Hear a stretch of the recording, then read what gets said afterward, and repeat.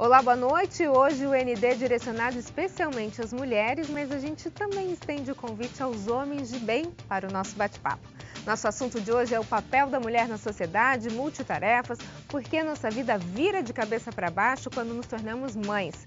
E sobre isso eu converso hoje com a autora do livro Mães em Construção, Lu Menezes. Boa noite, Lu, bem-vinda. Boa noite, obrigada pelo convite. Vamos falar sobre esse livro aqui, é isso? Opa! Mães em Vamos lá. Construção, esse é o livro que você lançou agora, há pouco tempo. Isso. A gente acabou de lançar aqui em Santos. E ele fala do que, Lu? Ele é um livro muito moderno, né? Ele é um livro contemporâneo que fala justamente dessa mulher, mãe contemporânea que se vira nos 30, que está sempre nesse vucu-vucu para organizar todas as agendas, todos os pratinhos, né?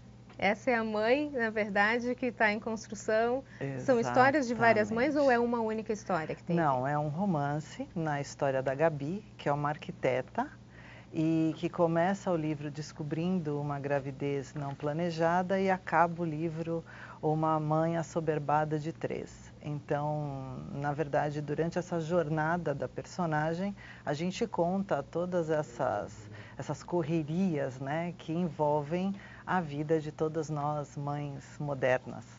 Por que você resolveu escrever um livro sobre uma mãe em construção? O que é uma mãe em construção? Então, a mãe, ela é uma... Na verdade, eu queria escrever sobre esse personagem há um certo tempo, né? Essa mulher moderna que consegue equalizar tanta coisa, era algo que eu achava que merecia esse destaque. E acontece que você tem que ter muito respeito quando você vai escrever sobre um arquétipo, principalmente um arquétipo mãe, e numa sociedade como a nossa, né, onde esse mito da mãe perfeita latina ainda é tão forte. Então, a maioria das pessoas tem a crença de que todas nós temos esse dom inato da maternidade, né?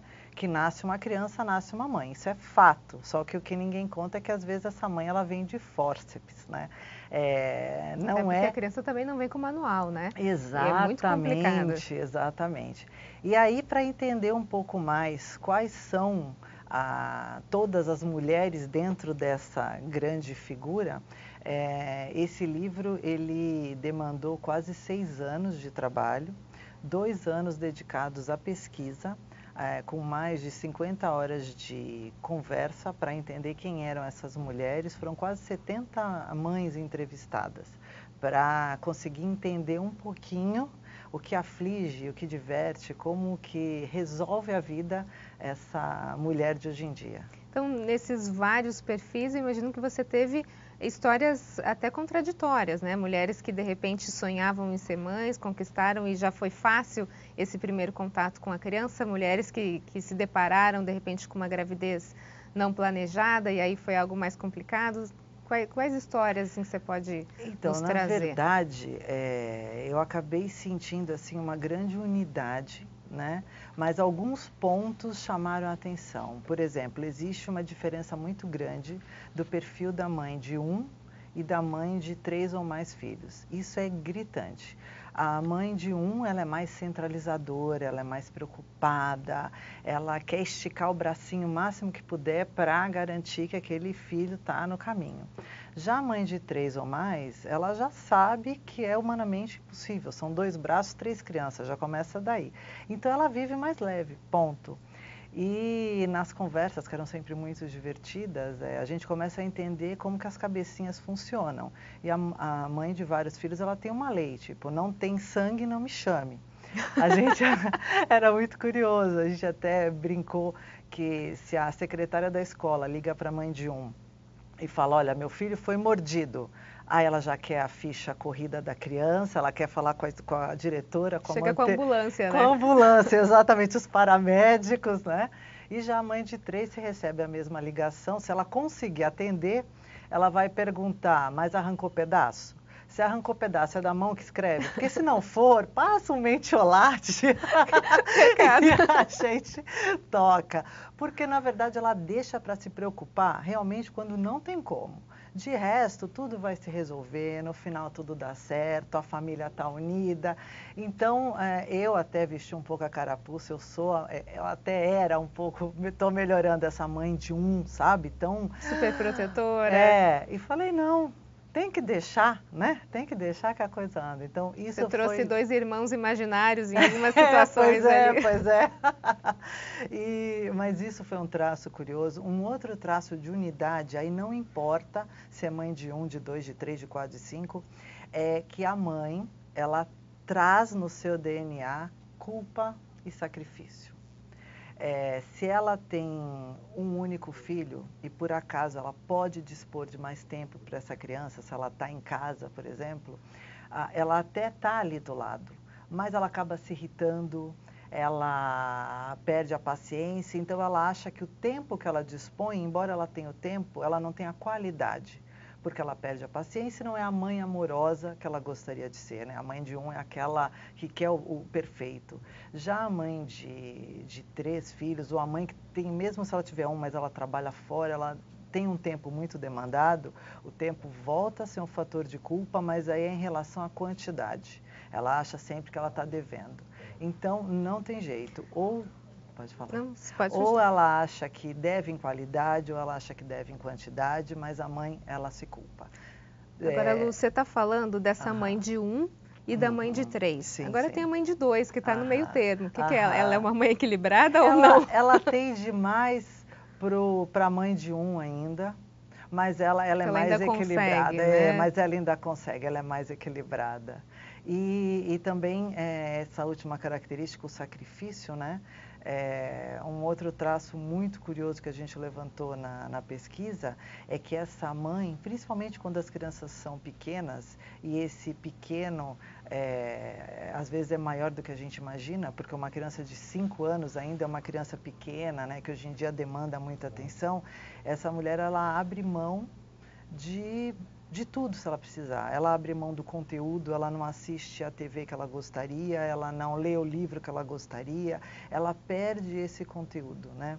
E não só isso, como ela abre mão de trabalho, ela abre mão de um salário melhor, ela faz adequações para que ela possa estar com essa família, né? Então ela sente essa cobrança, né, da presença, ela sabe o quanto é importante. Ela, geralmente a mulherada, e aí tanto faz o número de filhos, elas são centralizadoras, elas dividem menos em casa do que poderiam, e depois reclamam que é menos do que gostariam. Exatamente. Mas no fundo ela acaba absorvendo, né? Então esse sacrifício vem no pacote mãe, sabe? Ok, no próximo bloco a gente continua a falar sobre as mães em construção. Nós voltamos em instantes. Até já.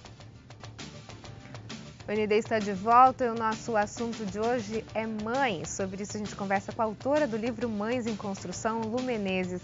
Lu, você está me contando como é que foi todo esse processo da construção do livro, as histórias. A gente estava falando das mães que têm 1, 2 e 3 filhos, né? Se você se deparar com a história dessas mães, a gente vê, por exemplo, o álbum da criança, da primeira criança, aquele álbum completo, tem foto desde a hora que ele acorda até dorme de todos os dias, né? O segundo filho, a mãe já não tem tanto tempo, começa um pouco menos de foto. O terceiro filho é foto do nascimento e depois do primeiro dia da escola. É verdade. É mais ou menos isso? Isso foi algo muito curioso, porque assim, uma curiosidade que eu tinha era quando as mães que têm vários filhos, se o terceiro filho, por exemplo, era um acidente. Eu achava que era, eu não achava que fosse opção. E foi uma grata surpresa que, aí a gente até volta um pouco, né, no que eu aprendi com a pesquisa, as mulheres estão assumindo relacionamentos um pouco mais tarde. E com isso, a gravidez ela vem muito menos como um susto e muito mais como um ato pensado da família. Sonho, né? Um sonho realizado, algo planejado. Ela trabalhou um pouco mais para ter esse filho com mais estabilidade. E muitas já vêm com esse plano de uma família grande, né? Eu quero 1, 2 filhos. E elas acabam percebendo que dão conta, né? Porque o terceiro ele muda totalmente a dinâmica, mas 1, 2 é uma coisa um pouco mais tranquila. O terceiro vem E aí acontece isso, né? O chá de bebê não existe, o nome às vezes é escolhido a caminho da maternidade. É aquele que se cria sozinho, né? Mas o curioso é que aí elas migram dessa mãe estressada para essa mãe que vive leve. E aí o comentário é, se eu soubesse no primeiro que eu sei agora, a Aninha não sofria tanto. E principalmente eu não teria chorado tanto, eu não teria me descabelado tanto, porque ela começa obrigatoriamente a viver num outro formato.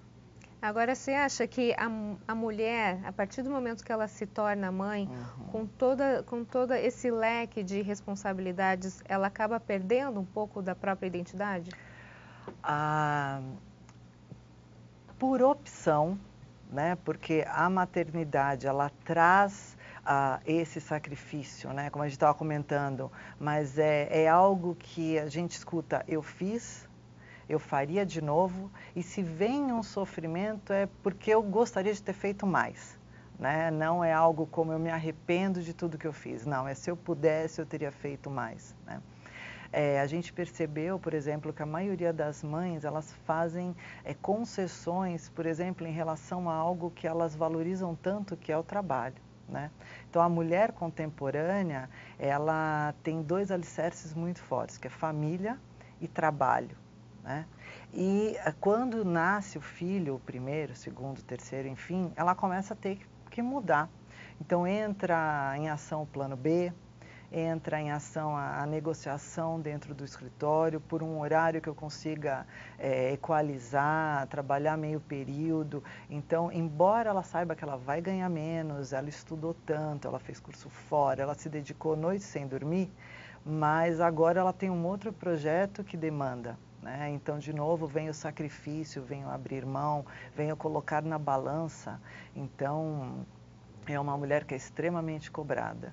E aí a gente soma isso tudo, o educar, né? Porque aí você faz todas essas concessões, você abre mão de tudo por aquela coisinha linda, maravilhosa, que daqui a pouco está fazendo pirraça, está fazendo birra. É a parte mais difícil, né? Exato. E aí você sente uma uniformidade, né, no pensar, o quanto educar cansa.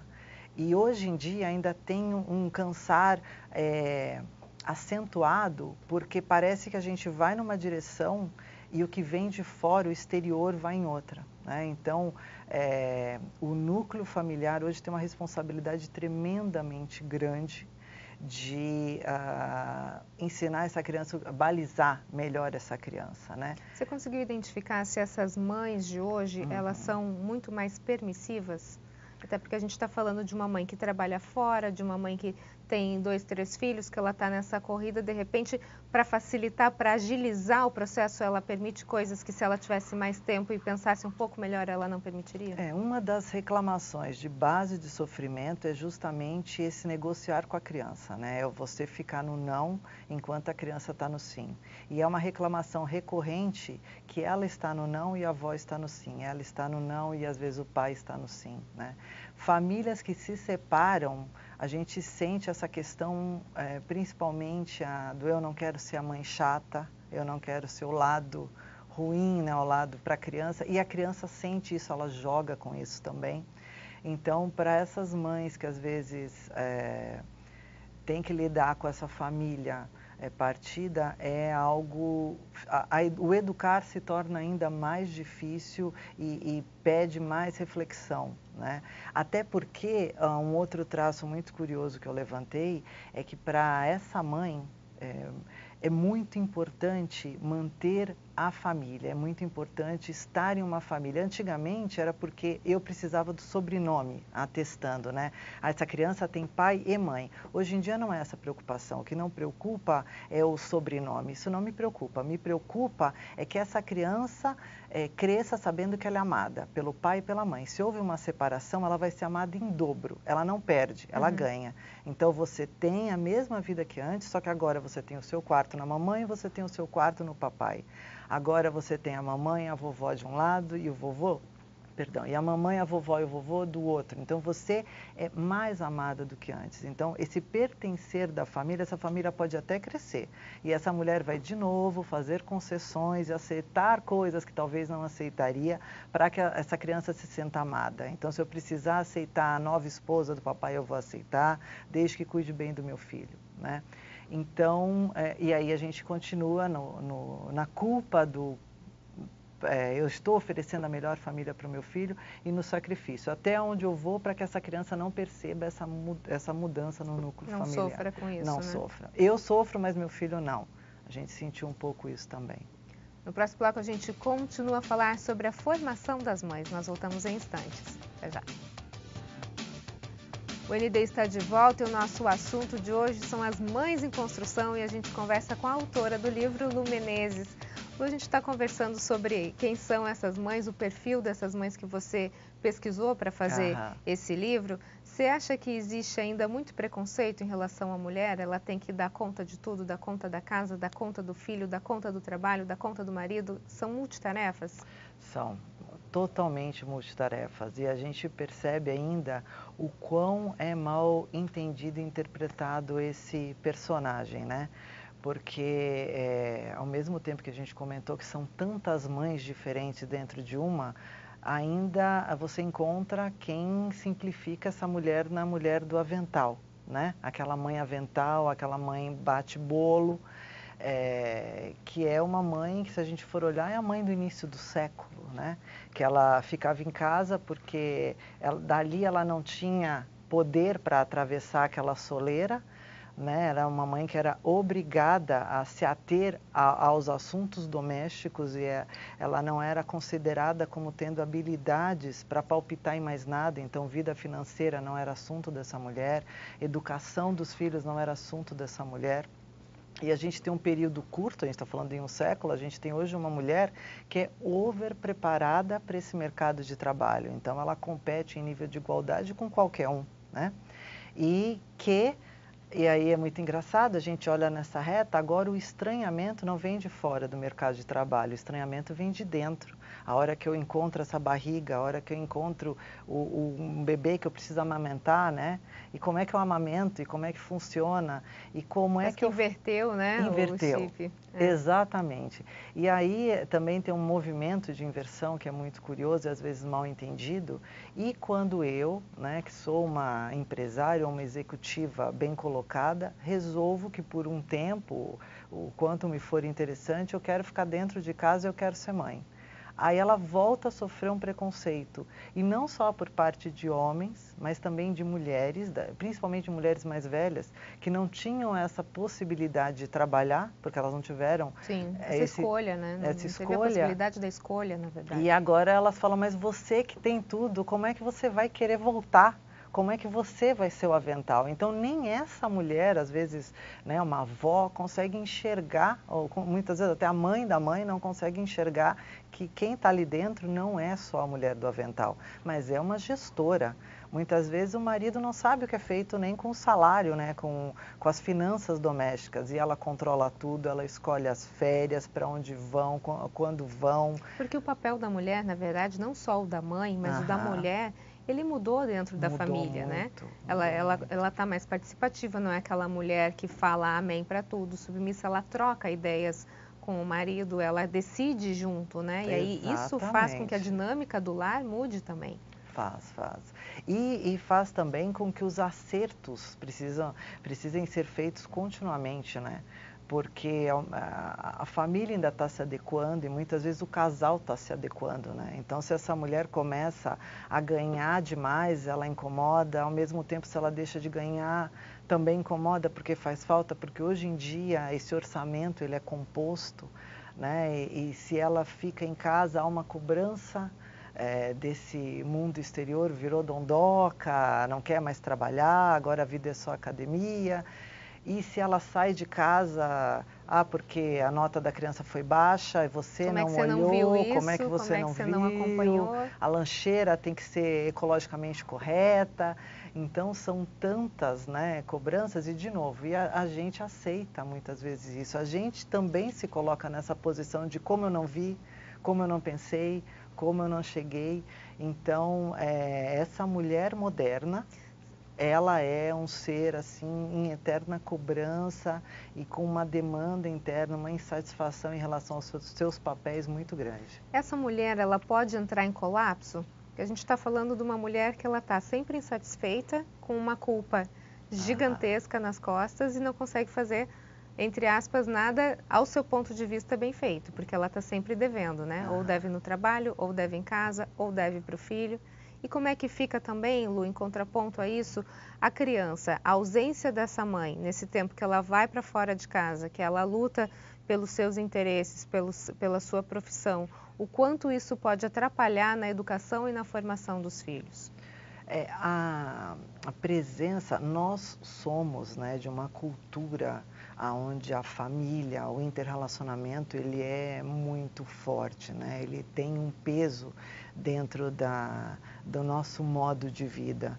Então, isso é muito cobrado e faz uma falta muito grande dentro das famílias. Você percebe que no comportamento da criança, e às vezes até é muito curioso, a gente percebe também que com esse mercado e com toda essa correria e tantas demandas, às vezes algumas são, há poucas, não é a maioria, mas infelizmente às vezes algumas famílias passam para a escola responsabilidade, né? Exatamente. E a escola tem ali o seu espaço, mas é um espaço muito voltado à educação, né?